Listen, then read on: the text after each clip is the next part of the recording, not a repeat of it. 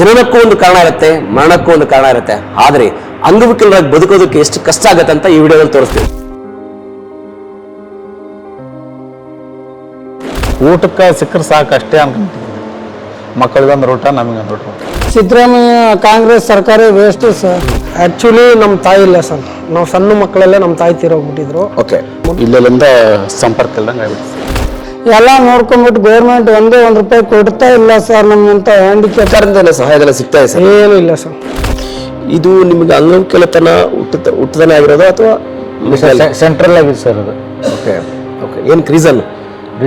ಮಹಾರಾಷ್ಟ್ರ ಕೆಲಸ ಗಾಡಿ ಓಡಿಸ್ತಿದೆ sir. Okay, ಗಾಡಿ ಸೈಡಲ್ಲಿ ಹಚ್ಬಿಟ್ಟು ಟೈಗರ್ ಕೂತಿದೆ, ಮ್ಯಾಲಿನ ಬಂದು ಕಲ್ ಬಿದ್ದಿದೆ ಸರ್ ಡುಬ್ಬದ ಮೇಲೆ.